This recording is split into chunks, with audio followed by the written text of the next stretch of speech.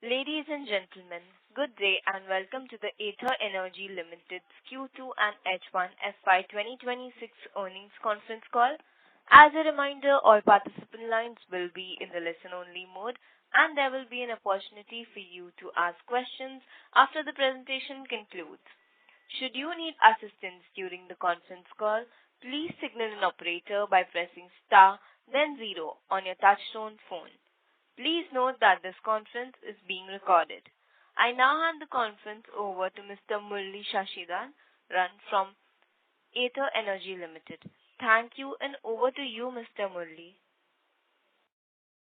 Good morning, everyone, and welcome to Ather Energy Limited's Q2 FY26 earnings conference call. We have with us today Mr. Tarun Mehta, Executive Director and CEO, and Mr. Sohail Parekh, CFO, Ather Energy Limited. Before we begin, I would like to add that anything that the management might say on this call, which might be seen as forward-looking statements, may involve risks and uncertainties. Such statements or comments are not guaranteed by Ather Energy Limited, and the actual results may differ from those statements. Please note that this conference is being recorded, and all participants will be in listen-only mode. There will be an opportunity for you to ask questions after a brief overview by our management team. So let us begin and start with an overview from Mr. Tarun Mehta, Executive Director and CEO, Ather Energy Limited. Hey, thanks, Murli. Morning, folks. So Q2 was a strong quarter for us. Units sold were up at 66,000 units, which is a 67% growth year-on-year and a 42% growth quarter-on-quarter. Total income fantastically was up at 940 crores, our highest ever, and up 57% year-on-year. Adjusted gross margin on an absolute basis was 210 crores, and on a percentage basis was 22%, which is a 300 bips improvement year-on-year.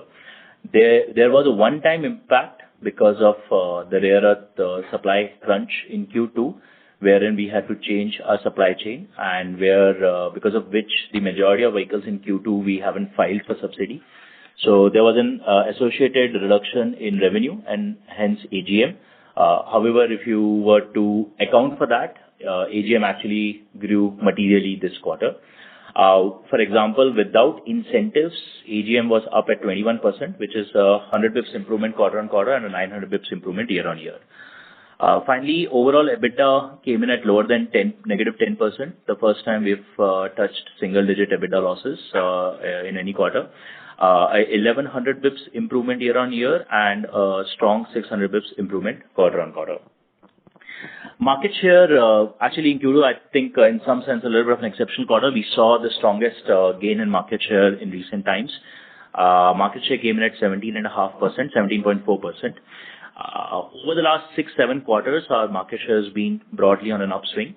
The first few quarters was largely Rizta-led improvement in market share, but the last 3-4 quarters has been largely a distribution-led expansion of our market share, which continues to pay dividends even as we speak. On volumes in Q2, we were up 67% compared to the same quarter last year. More importantly, on an absolute basis, we added more volume in Q2 corresponding to Q2 last year than we did in Q1. Q1, we added 23,000 units over the same quarter last year. In Q2, we added almost 26,000 units.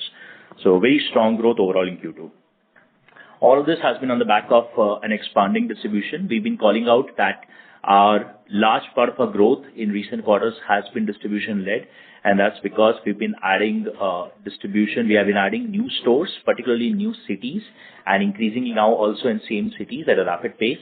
Q2 was no exception. We added 78 stores, taking our total store count to 524 and keeping us on a strong path for our ambition of nearly 700 stores by later this year. When we began this distribution-led expansion, our South Indian stores were almost the same as non-South stores, maybe even higher. I'll check the exact number, but they were quite comparable. Over the last 3-4 quarters, we've added the majority of our stores in non-South, with a particular focus on Middle India. So Middle India is a strategy that we've been calling out for a while. Instead of us saying that, all of non-South is a focus, we've chosen to focus in a big way in Middle India over the last few quarters, and that certainly paid strong dividends.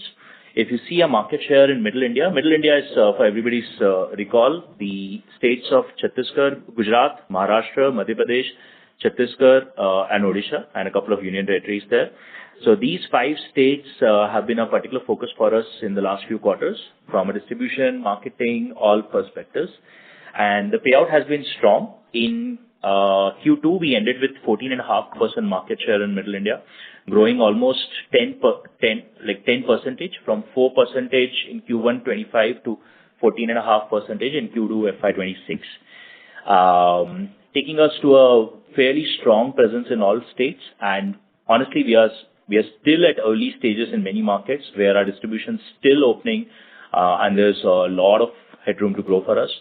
Particular call-outs in these states, Gujarat, we've been consistently doing 20-25% market share now, cementing as a very strong player there. Maharashtra, we have now started to do almost 15% market share. In fact, in October, we were, I think, at almost 16-17% market share. MP has been a outstanding story for us, from something like 300-400 units just about a year and a half back. Now we're starting to see more than 2,000 units a month. In Q2, we ended with more than 10% market share. And if you see our October performance on Vahan, you will see we're almost doing mid-teens performance in Madhya Pradesh. Madhya Pradesh also does a special mention because of how fast because of not just our market share gains, but also it's compounded because of how fast MP is itself growing as an EV market. MP has been one of the fastest growing EV markets in recent quarters, making it a particularly big focus for us in Middle India. On rest of India, while obviously Middle India was our largest strategic focus and has been for the last few quarters, rest of India, we've been a bit more targeted, but those targeted efforts have been also paying out. Q2 was the first time we've hit 10% market share in the rest of India together. October was, I think, even better performance. And this 10% has come with some really strong performance in specific states. For example, in Jammu Kashmir, we have gone from number 2 to number 3 to now number 1 with more than 40% market share. In Punjab, we have now entered 12-13% market share. In fact, we've become market leaders in places like Amritsar. Rajasthan has been another fantastic story. Frankly, I didn't think it'll grow so rapidly. In fact, Rajasthan is rapidly becoming one of our key focus areas in rest of India now, with Q2 performance at 13% market share, with us showing really strong traction in places like Jodhpur, Kota, Bikaner, many other places. With all this, South India has not been lacking attention. We've been calling out that while distribution expansion is more focused in non-South states, South India will also continue to expand, and it has. Q2, we've hit 25% market share, becoming number 1 in all of South Zone once again. I know this is Q3, but still want to call out, in October, we were number 1 in every single state in all of South, making this, I think, the first time we have achieved so. So South India continues to expand, and this is happening because we still have had pockets where Ather's distribution hadn't reached, which we are continuing to open up. Particularly in South, density, which is more stores in the same city, is opening up as a fantastic expansion opportunity now, particularly in the states of Telangana, Karnataka, and Kerala, where we are able to go quite deep now, and the market is really opening up. Coming to financial performance, adjusted gross margin for H1 came in at 23%, 20% if you look at without any incentives. Overall, COGS saw a good reduction. If you look at Q4 in isolation, as I called out, AGM was at 22%, 21% without incentives. There was roughly, I think, about a 20 crore subsidy that we haven't filed for in Q2. We expect this to be a one-time hit as the issue was resolved through the course of Q2. So we don't expect this to repeat in Q3, making us reasonably confident about AGM in the coming quarters also. All of this AGM expansion and volume expansion has played out beautifully in EBITDA. EBITDA for H1 came in at negative 12%, but if you see Q2 particularly, Q2 came in at less than 10%, about a 90 crore loss. Even here, the rare earth hit was almost about 20-25 crores overall. So EBITDA's come in strong. Obviously, there's still some more work to do, but operating leverage is playing out well at these scales now. This was an 1,100 bps improvement over same quarter last year. Q2 also saw us starting to ratchet up our marketing and sales spend in the build-up to festive. Particular call-outs on marketing were some of our integrations. For example, we've had a strong integration with Tarak Mehta Ka Ulta Chashma and Siragadika Asai in Tamil Nadu. Both of those integrations have been very well received, and we are very bullish about how, particularly with Rista, we've been able to really go mainstream with some of our marketing efforts in Q2. We've also seen some integrations in movies like Param Sundari and others, and all of these are landing really well for us. On new product launches in Q2, we've had a gap in our portfolio for a while now. If you were to think of a portfolio with two axes, one is technology and other is range. We've had 3 out of those 4 quadrants covered well between 450 and Rista, which is we've had enough technology options and we've had high range and low range options. But one quadrant, which is low tech, high range, this was a gap in our portfolio for a long while. We finally filled that gap up. With the introduction of low range models on 450S and Rista S. The high range options on 450S and Rista S with about 160 kilometers of range each. This has been well received. We are seeing good demand, and we are seeing very little to no cannibalization of the higher technology models with this. This is helping us expand our sales and our market share in many markets. In Q2, we also launched Battery as a Service, BaaS, which allowed us to reduce our upfront price of Rista S to as low as 76,000 rupees. This is an important top of the funnel introduction, and while the actual attach rates are still emerging, we expect this to continue supporting our marketing efforts on making and landing Rista as a more mainstream product across the country. Q2, we also had our annual Ather Community Day. This has become our flagship launch event every year now. This time we had almost 4,500 people in attendance.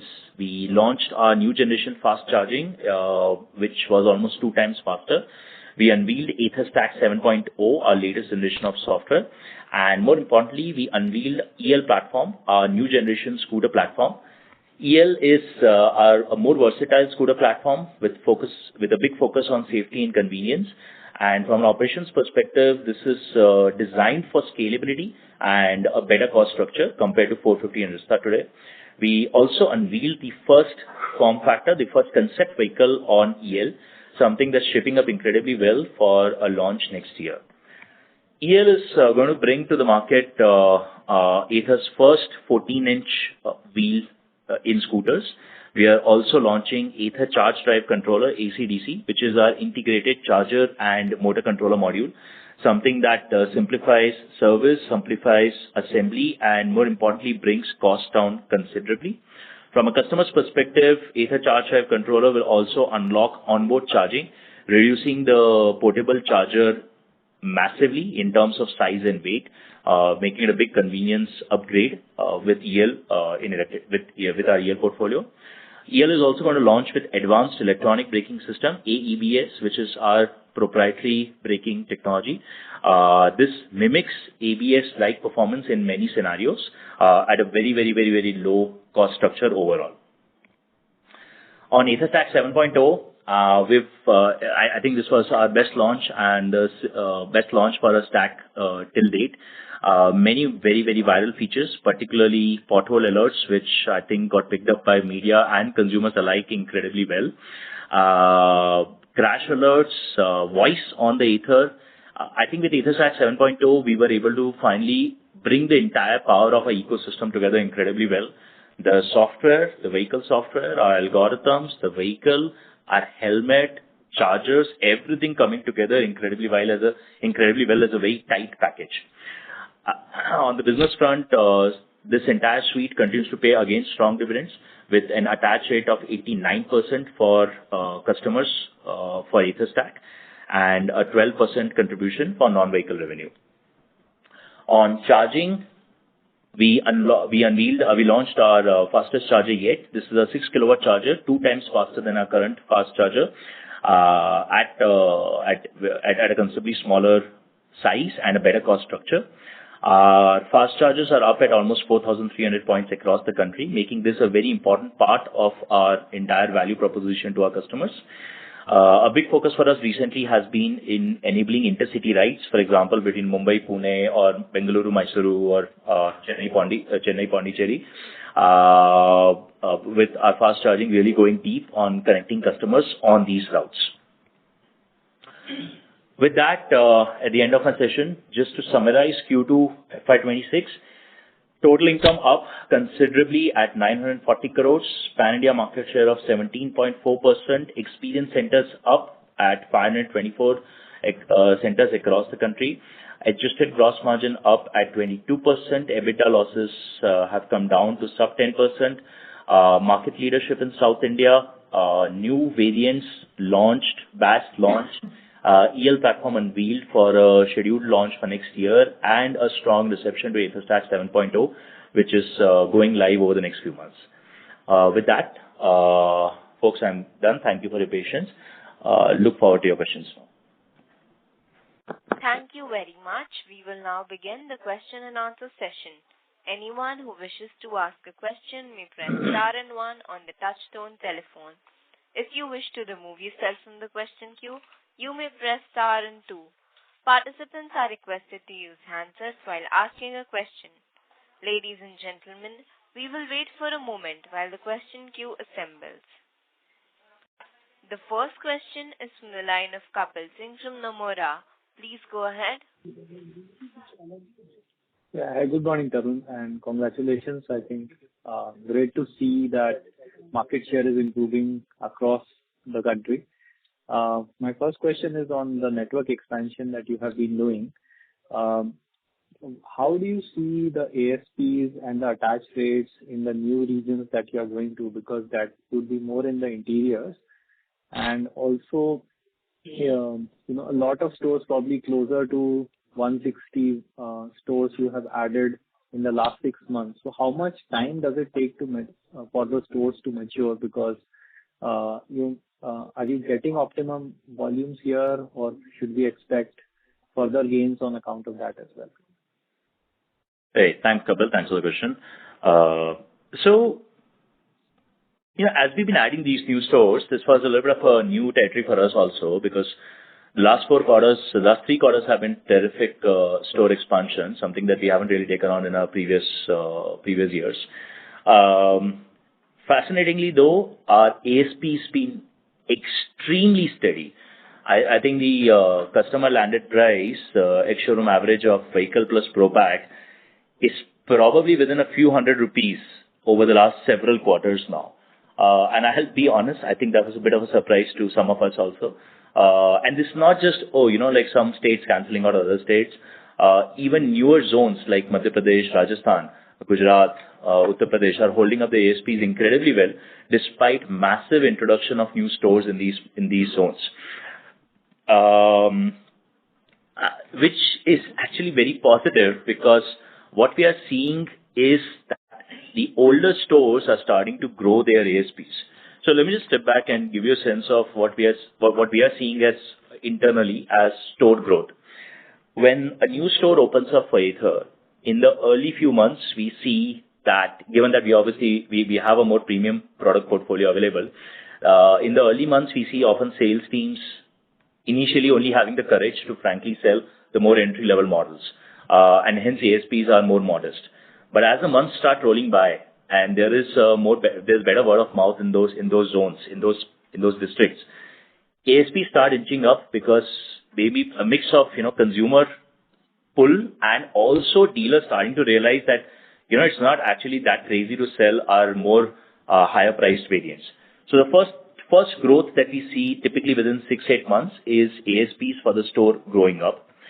This is followed by Pro Pack. The first growth that we see is actually Pro Pack attach rate going up. I mixed up the order there.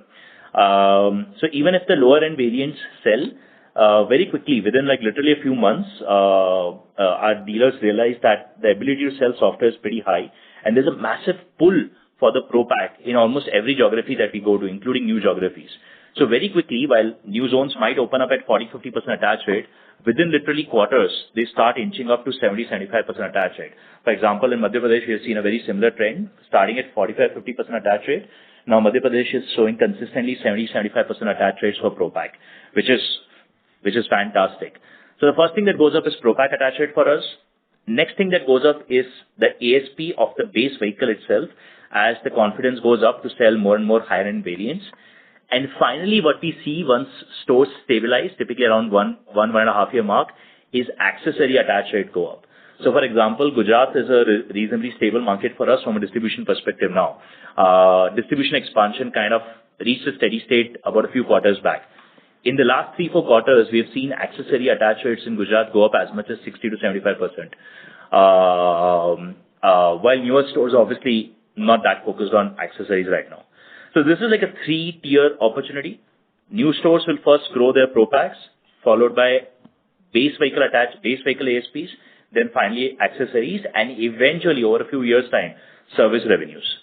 But in general, we have seen very, very steady ASPs that you can also see in the numbers. If you account for the subsidy math here, you will see our ASPs are very, very solid right now.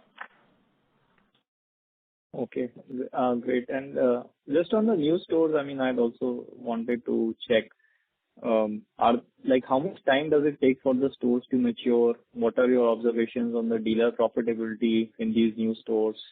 Are you finding interest from new dealers in new locations to expand? Just some color on that. Very strong dealer pull. We are largely preferring our existing partners because it allows ease of expansion, and frankly, we want them to become larger and larger partners with our business. But very strong pull from almost every geo. Very, very few states where we would have a challenge. Almost pan-India, there's a strong pull. Dealer profitability is at a good place now. Typically, we are seeing new stores stabilize in 3 to 4 quarters. I would say, again, depends a lot on the exact city, the exact variant mix, but I would say a few quarters, 3-4 quarters is a reasonable estimate for dealer profitability currently. So it's a pretty rapid timeline, and all of this has been driven by EC 2.0 and EC 3.0, our new format stores, which have been the primary driver of our distribution expansion in the last 1.5 years. These format stores have allowed very good profitability and hence a very strong pull from dealers overall. So, Tarun, and lastly, just want to check on the cost side. We have seen some drop this quarter on the cost per vehicle, and we can see the potential of EL, but if you could articulate on the existing platform as well, what are the other areas where you are looking to reduce costs and how much is the potential over there? Right. So I think cost did come down by, I think overall underlying gross margins have improved by 100-150 bips this quarter, accounting for subsidy. I think part of that has been the increasing share of business of LFP batteries, but also constant cost reduction by R&D. Teams for us, and we've been calling this out forever, that while scale plays one set of roles, scale largely gives us operating leverage for our fixed costs. Most of our cost reduction has been driven by very strong engineering efforts. I expect that trend to continue all the way till actually EL launches. Obviously, EL is a step change in our cost structures, and that'll be a much stronger improvement of gross margin. But even on 450 and Vista, we are seeing a strong cost reduction continuously. This is despite a small change of forex in Q2. Despite that, we are seeing a good improvement of underlying cost structures. Okay. Thank you. I'll come back in the queue. Thank you very much. The next question is from the line of Chirag Jain from NK Global. Please go ahead. Yeah, hi, good morning, Tarun, and thanks for the opportunity. Tarun, just wanted to get a sense in terms of how has been the festive season and probably in terms of retails, if you were to share some thoughts, channel inventory, and particularly from the supply side standpoint, I think the new plant is coming a bit delayed by 2-3 months. So how are we placed from a capacity standpoint till the time the new plant comes up? Yeah. Thanks, Chirag. So festive was very strong. Honestly, we all scrambling around to ensure that we can keep raising the capacity, particularly on the supplier ends. I think recent months have been the first few months where the retail's been outstripping wholesale by a considerable margin, and we are working hard to fill that gap up. While that presents a lot of operational work for us, but I think obviously that's a very strong sign for the business. It underlines a very strong demand across zones. You saw Vahan numbers in October. You saw more than 30,000 registrations for us, which is like almost a 50% growth over last year. And I can tell you, we were stocked out. We were stocked out, and I think almost every single EC, ending with a fairly slim channel inventory. I'm hopeful that over the next few quarters we'll improve this, but this is a very strong underlying demand sign for us. On the new plant, there was I think a 2-3 month delay because of the delay in obtaining environmental clearances, but that's behind us. Work's begun in full swing. To ensure that EL does not struggle because of the delay of the new plant, we have a plan of commencing EL production out of Hosur itself as an early measure to protect EL timelines and to ensure that from a customer perspective and a market perspective, we don't really miss a step there. So I don't foresee any volume impact because of this. And this, I think, gives us, and I think overall, Auric will come well on time for the overall ramp-up of EL. Understood. Thank you. Next question is on EBITDA performance. While obviously we have seen major improvement in terms of our EBITDA performance, but one of the incumbent two-wheeler OEM did mention that they have reached EBITDA neutral in terms of their two-wheeler business. So where are the gap between, let's say, an incumbent versus us in terms of cost structure? Is it because of the shared resources on manufacturing distribution is where they have advantage as of now at this scale, and probably for the third time we might see bigger advantage? I mean, any thoughts on that if you want to share? Yeah. So I think the biggest difference is our P&L is a completely clean P&L. We have no mix happening between, like there's no sharing of resources. There is no, like you can't switch, you can't mix incentives, you can't mix pricing, you can't mix cost structures. So what you're seeing here is a pure clean P&L overall for electric, free of, and largely we are also discussing a P&L without additional incentives like PLI and others. What you are seeing is very strong gross margins that continue to compound, very strong ability to make margins out of software that will continue to compound. Overall cost structures are quite well. EBITDA came in at negative 10%, and I think that was also full quarter average. Obviously, with increasing volume through the course of the quarter, EBITDA performance has been strong. So I'm feeling good about where we are headed on overall profitability without a specific guidance for when. I personally feel this is one of the better cost structures in the industry on fixed costs. But it's obviously hard for people to see that because ours is one of those few P&Ls that is pure electric and is not mixed up in any possible way. So yeah, so I would say I'm feeling good about our overall cost structures. And obviously, you've seen the improvement this quarter. Yeah. Thank you. Thank you so much, Tarun. I'll come back. Thanks, Chirag. Yeah. Thank you very much. The next question is from the line of Vipul Agarwal from HSBC. Please go ahead. Yeah, hi. Thank you for taking my question. So first question is on the gross margin trajectory. Like now the PM E-drive will go away in April, and few margins now look like the more realistic margins. So what will be the gross margin triggers going forward? Like if you can pinpoint some key improvement areas on the existing platform would be really helpful. Yeah. So on the revenue front, we expect as stores stabilize for our ASPs to hold up well, maybe even a minor improvement in some geos. We expect our accessory attach rates to continue improving. Again, I'm looking at our mature states versus our newly emerging states, there is a good opportunity on accessory attach rates, and the trend signs are extremely positive for us to be very confident about them. Service revenues will continue compounding, and margins from there will continue compounding. So I think over the next 1 year, as we go through the final set of subsidy removal, there are a lot of positive tailwinds on the revenue front, even before EL comes in, by the way.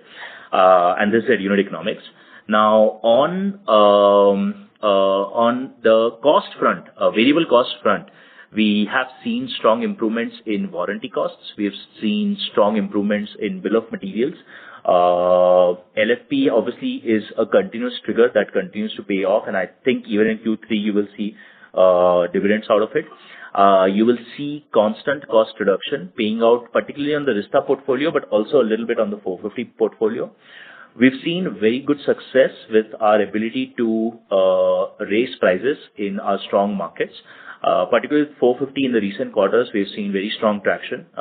In fact, even now, we've been able to undertake constant price hikes with good response from the market. So overall, the upcoming subsidy removal, in fact, this quarter was largely a nearly very limited subsidy quarter. So I think what you're seeing here is probably very strong sign of things, a very strong sign of things to come. For me, the April subsidy removal is probably no longer a big call out or a big concern. I think our business is very well set up to absorb that. Yeah, that's, I think, overall. Software continues to be obviously a positive news for all of us. I want to call it a positive surprise, but this is our third public conference call, so it would probably not be fair for me to say we are surprised, but we still are surprised at 89% attach rates. So, and I'm hoping this will stay in somewhere this zone for some more time. That was actually important. The software attachment is pretty strong. So and the second question is on the battery service. Like, what was the share of that product in total sales so far? And how many customers are opting for buyback option, like which you have offered, like 3 years guarantee buyback, or 3 and 5 years? Okay. So both BaaS and buyback is largely top of the funnel activation for us. Where the industry right now is, we have a lot of the consumers already coming in who, I wouldn't call them early adopters. We are definitely beyond that phase with almost 15-20% of the scooter market buying electric. But let's say the early majority. I think a lot of the early majority, and specifically the 125cc buyers, are already very positively looking at electric and buying it in reasonable attach rates, reasonable penetration. Now we are starting to deal with a lot of the mainstream market, which would be buying the 110cc scooters and some of the 125cc scooter customers. For a lot of these consumers, the problem is not the logic. I think the logical argument for buying an electric scooter is just astoundingly strong. The batteries are lasting 8, 9, 10 years. Like our oldest batteries are now almost 7, 8 years in the field, and they're still holding well. Obviously, and the newer generation batteries will last longer. The running cost is incredibly low. The overall servicing cost has come to a great place. Distribution is good. So a lot of the logical reasons are there. But we are now increasingly dealing with a customer who is not worried about the logic. They are worried about the social proof of buying an electric, right? They are more afraid about things that they don't know. What will be the resale price? What will happen to a battery? They've heard rumors that, battery is like 70,000-80,000 rupees, and if battery goes off in 1 or 2 years, everything will go for a toss. So our focus, even in our marketing, has with the Ather Advantage campaign, which is Zyada Mat Socho Ather Le Lo, been incredibly focused on this. And the launch of BaaS and the launch of the buyback program has been squarely aimed at giving comfort to these customers. Honestly, I've been never expecting a lot of customers to opt for buyback. I don't think they will need the buyback. But I think just knowing that the brand is able to promise, the brand and its ecosystem is able to promise a 50-60% resale value after 3 or 4 years is a very strong signal for the incoming customer. We had a similar lever with the 8-year battery warranty, which has always been a viable product. But consistently, our dealers and channel has given us feedback that don't worry about the cost of it. Just the fact that the OEM is willing to offer a 70% range guarantee after 8 years is a very strong signal for some of the mainstream consumers. Similarly, BAS and this plays the same role. Their attach rates are low. I would say they are like low single digits, but that is not their primary agenda. They are there in a portfolio to give comfort to customers. Hopefully, the attach rates will go up, but I think they're already playing the role that they were intended to. Yeah, actually, you partially answered my next question as well. So, like, since you are targeting 110 to 120 cc customers, so maybe apart from scooter segment, what if you can give some idea, like how many motorcycles customers are now opting for EV, like maybe some entry-level customers or maybe 120 cc customers who would have bought a motorcycle are buying scooter. Is there any kind of analysis you might have done at your end? Maybe that will help us to understand how are we looking at the penetration in a longer term. I think motorcycles continue to bleed customers to scooters in general, which is why scooter penetration is almost nearly 40% now in the two-wheeler market. But I would still hesitate to say that electric is particularly pulling those consumers from bikes to scooters yet. I think that's likely a factor that will play out, but it's still at a fairly early stage right now. I think largely what we are getting are overwhelmingly the 125cc customer base moving to electric. And now some of the 110cc customers are starting to switch.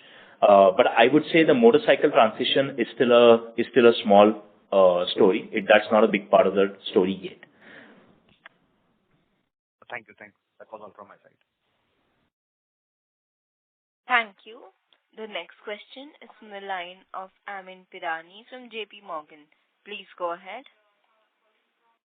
Yes. Hi, Tarun. Thanks for the opportunity. Hi, Amin. Hi. So most of the questions have been answered, but my question was on the kind of growth that you're showing. Obviously, there has been a very significant expansion of market share. Even though the EV market growth is still there, but hasn't been like great in terms of penetration growth in the last, I would say 8 to 10 months. Do you think that this is just a temporary phenomena because of rare earth and maybe other issues, or how should we think about the overall industry growth? Because at some point of time, since you're already number one in South, you're gaining market share. Your growth will also be a function of the favor. So any thoughts there? Thanks, Amin. So obviously that's an important question for our industry. Now this is my perspective. I think last 2 months, in fact, I think nobody's asked me this, but GST on petrol was decreased by 10%. I think that should have been a really scary moment for our industry. I think we should have been seeing crazy discounting on electric portfolio. We should have been seeing a serious volume drop. Again. You haven't seen that. Actually, October was a material growth over last October. September was also actually, underlying September was also strong. Demand continues to hold up well. And I can tell you, most players are actually having supply crunch. Obviously, a double factor of there is some growth, but also the rare earth crisis. I think despite a GST change, despite the rare earth crisis, the industry's delivered growth. I think the underlying demand is strong. It's just it is going to be visible in the coming quarters. But beyond that, there is one or two more stories to sort of describe here. There are some of these more mature markets, like let's say Tamil Nadu, Telangana, Andhra Pradesh, where obviously EV penetration has been healthy. Even Rajasthan actually, where EV scooter penetration has been already quite healthy. There we are seeing moderate to no growth in recent quarters. Now that's largely because of the change of the target customer base. See, if you've already gotten 20-25% of the scooter buyers, you're now switching target to a more mainstream buyer. And there is a new PMF there's a new product market fit that is emerging, which is why our marketing story, narrative, everything is changing. We are seeing in our marketing research every quarter a very strong growth in awareness, interest, and intent to buy electric. But we are also seeing that a lot of the consumers are at the fence waiting. I think in many of these markets, the switch to the mainstream consumers buying electric will be very sudden and very rapid. And when that happens, that will present a very strong growth opportunity. But in the meantime, there are obviously very strong growth markets for electric, which is also where our focus is now starting to switch to. For example, Madhya Pradesh, almost 50-60% growth in the last few quarters. Bihar, Punjab, They've grown incredibly well. Even Karnataka somehow has grown almost 17-20%, which is kind of beating the trend in southern states overall. Even Kerala, so this is one part where some markets are growing really well. We are now starting to switch our focus there. In some markets like Kerala, I think existing players like ourselves are now starting to grow the existing market. Kerala obviously has a strong e-two-wheeler market. Even Kerala grew 30% in the last quarters. Now that's happening because players like ourselves are doing specific efforts. We're doing targeted marketing. We are expanding our distribution well. So I think it is possible, and it is certainly happening where players like us are now starting to pick up specific markets and grow them. There are clear markets that are growing really fast. There are some markets which have now sort of stopped growing, as I called out, like AP, Telangana, Maharashtra, where EV penetration is probably already at a healthy pace. But I don't think this is a genuine wall here. I think this basically means we are undergoing a transition, and as our product portfolio evolves for the next set of customers, as our marketing evolves for the next set of customers, I think strong growth will restart in these markets also. And on top of all of this, what I said at the start, what I think we should still not discount is that despite the rare earth crisis and despite the GST change, our industry is showing quite a strong bit of resilience and will grow. There is one last point that I also want. Yeah, just one last point that I also want to highlight. I think when we look at the growth over the last 4 to 6 quarters, we often look at early half of let's say calendar 24, and we wonder that the industry only seems to have grown so much. But I also want to call out that a lot of the volume happening in those quarters was happening below the 1 lakh rupee segment. Now, I think the sub 1 lakh rupee category has a role to play in the industry. I don't think it's not a market.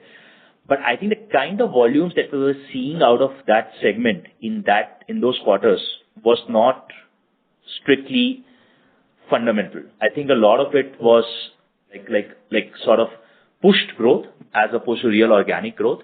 And we have seen very strong signs of a lot of that market shrinking as the entire industry is starting to migrate. Most of the industry is starting to migrate into beyond 1 lakh rupee price points. If you see the growth of the north of 1 lakh rupee segment, that's been very, very powerful. And that probably fits in very well with the narrative of electric two-wheeler growth that you would want to see. So some of this is also colored because those sub 1 lakh rupee segment grew artificially a little bit in that timeline. Some of those consumers have pulled back and disappeared because honestly, I don't think they were real EV consumers in this timeline. But the real EV consumers above a lakh continue to grow really well. That's very helpful. Secondly, just an update. It's good to know that you're already, preparing for, your own version of an ABS. Any updates from the government side as to, what are they thinking about the Jan 2026 deadline, that they had initially talked about for ABS across all two-wheelers? See, I think obviously this is a much larger conversation with the government. Ather is supportive of a focus on safety in two-wheelers. We do think this is a topic that's not discussed enough, and I think should increasingly becoming a big part of the narrative and the conversation. I think India moves on two-wheelers, so safety is paramount here. We are also, however, having said that, not a big fan of mandating things. I think a lot of these things should happen organically. I think consumers will and are demanding more and more safety. You saw our year launch. We had a big focus on safety. We announced the electronic advanced braking system. We announced a lot of features there, even in Ather Stack 7. I think the market will reward better safety products. Personally, I'm not a big fan of mandating it, but it's a much larger industry conversation. If ABS is mandated, I think we will obviously prepare for it. Particularly for us, almost our entire portfolio has front disc brake. So some of that cost that would increase because of ABS is not a challenge. Limiting our cost increase only to the ABS module. And we're also developing systems like the advanced electronic braking systems. Hopefully, a mix of these will limit the impact on our business, if at all. Great. That's good to know. I'll come back in with you. Thank you very much. The next question is from the line of Gunjan Prithyani from Bank of America. Please go ahead. Yeah, hi. Thanks for taking my questions. Thanks, Tarun, for sharing, the insights on consumer behavior. I'm going to just push you to share a little bit more on this. When you've seen a journey over the last few years. What do you think the buyer decision making hinges on? Because when the industry started off, it was all about TCO, TCO, TCO. But by the look of it, it feels like, it's not TCO. It's a lot beyond TCO when they're looking at these e-scooters. So what are the top two or three things that customers come and ask on the showroom? And second is a little bit more color on, how do you see a Karnataka, which is a mature scooter market, different from an MP? When these, is it the different models that the customer is looking at? A little bit more color on how the two markets, let's say, are evolving, Karnataka versus a relatively more nascent MP market. Hey, thanks, Gunjan, for the question. On the first question, that's actually part of the big narrative that we've been trying to land. We've always been a big believer that electric is going to be ultimately driven by product and aspiration as opposed to total cost of ownership. Total cost of ownership, I think, is a post-purchase rationalization. I think electric first needs to win you at the product stage itself. And when that happens, you will go back to your family and you will tell them, you know what, like petrol will cost me so much more. It's like 2-3 rupees a liter, 2-3 rupees a kilometer. This is nothing. There's like 10, 20 paise, 30 paise. You will give all those arguments. You will feel nice about having made the better choice because it's also logically very strong. But we at Ather have been always strong believers that I don't think TCO has been the primary driver. I think it was the primary driver many years ago. Like in the first wave of electric vehicles, when we saw a lot of the low-speed electric vehicles dominate the horizon, I think, yes, at that point, TCO was the primary reason. But when the switch happened to targeting the mainstream consumer market, I think electric has been first and foremost been driven by the appeal and the better product experience, and then logically defended by all these arguments. And I think that is what is driving growth. Even now, when a lot of the brands are growing, they're growing on the back of very good, stable products, better experiences, and I think that will remain true. On markets like Karnataka and MP, obviously MP is a new market for us, so obviously our more lower-end portfolio will dominate sales there.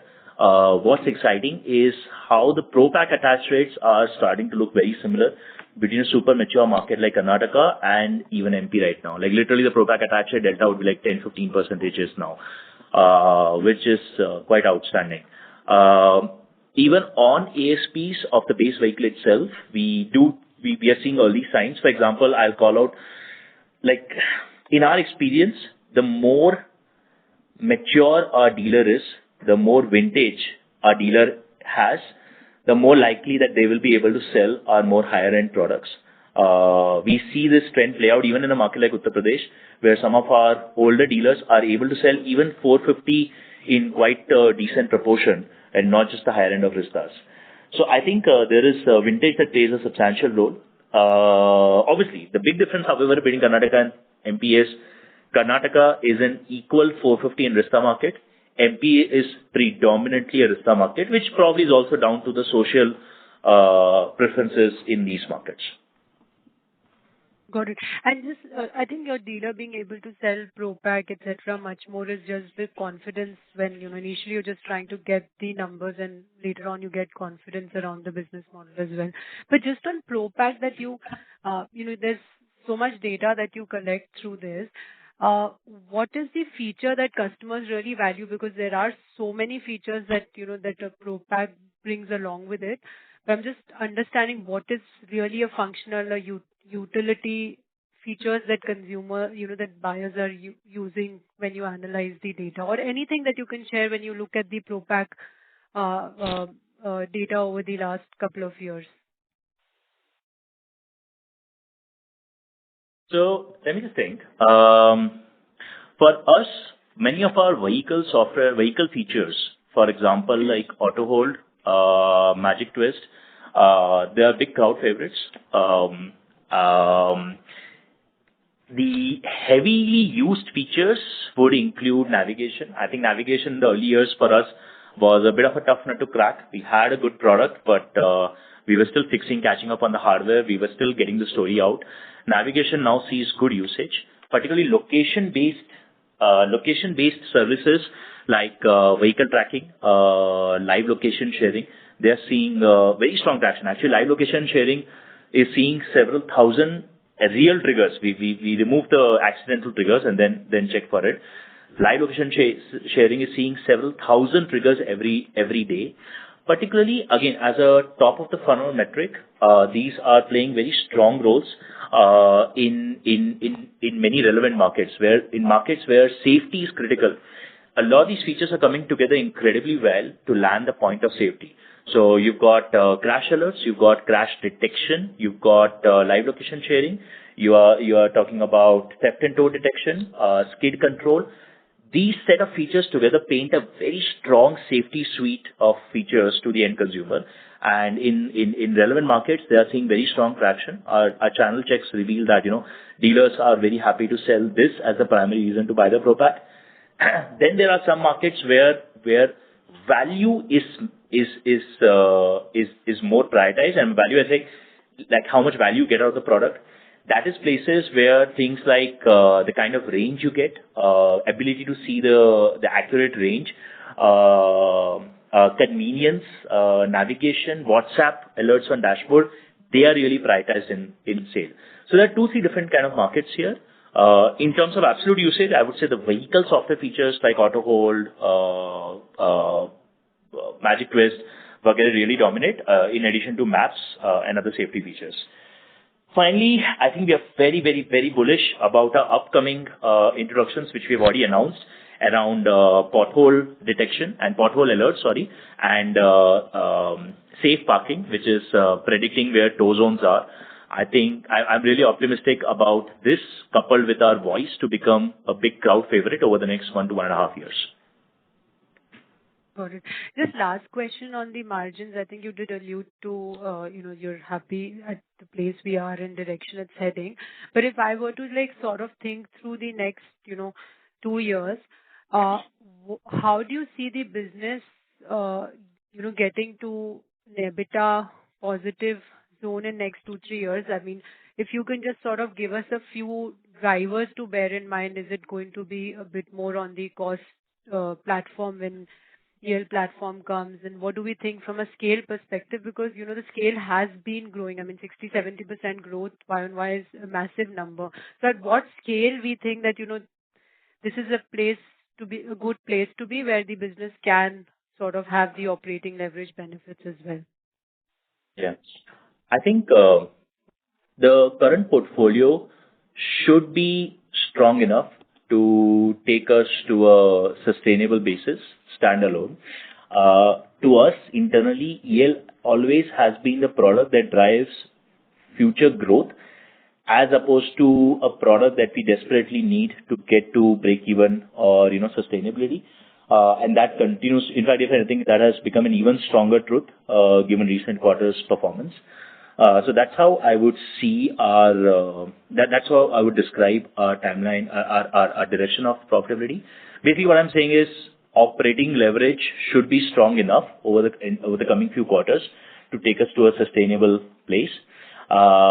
Even our gross margins, one thing you will see in our P&L is that we've been extremely disciplined, almost paranoid about adding fixed costs or adding capex that could drag down our profitability. So the gap between gross margin to EBITDA is actually quite low for us at this scale and as a pure play EV player.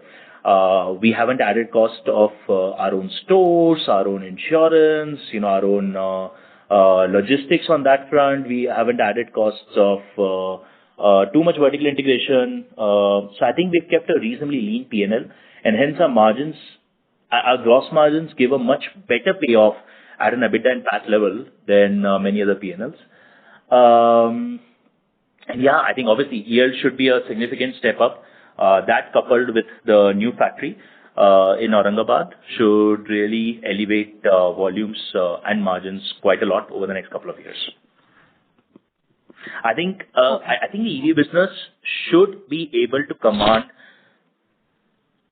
I believe it should be able to command as much or even a little better gross margin than the ICE portfolios could, because of the ability to upsell a lot of things with EVs, particularly around the software and the accessory front. So I remain very bullish about EV gross margins as an industry over the next few years. And how does LFP fit in here? Sorry, I'm just squeezing one more question because is that something that you sort of think helps from a profitability perspective, or your thoughts on where we are heading on the LFP?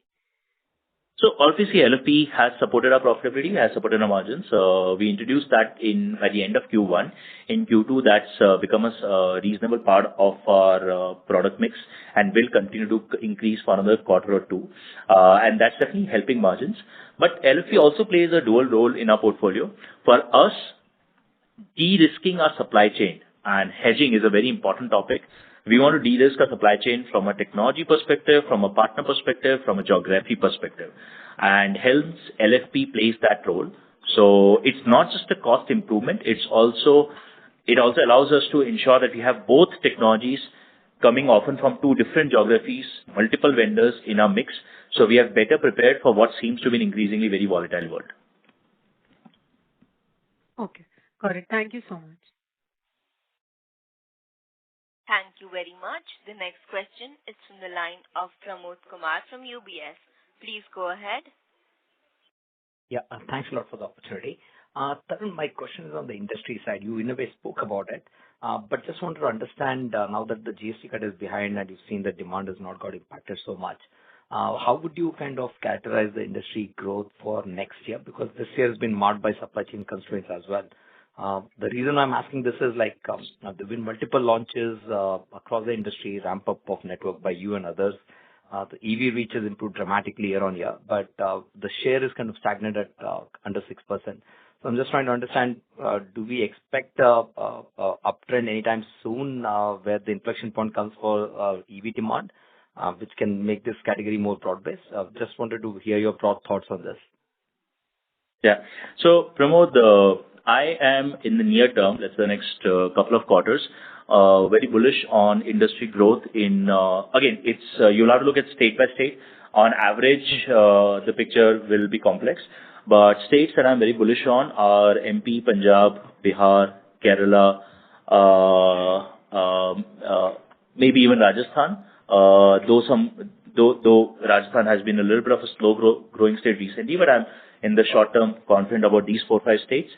The other states, I think, are a little difficult to predict the exact timeline of, but the early signs of consumer interest and intent are very strong. So in the midterm, I would be very bullish on all the southern states, not just Kerala or Karnataka, but all the southern states. And I would add Maharashtra and UP also to this list. With increasing penetration and particularly in an increasing portfolio, I think the industry will maintain a good growth trajectory. Again, if the industry has grown almost 15-20% with all these issues, I think the growth has to be a little better once the issues are behind us starting this quarter.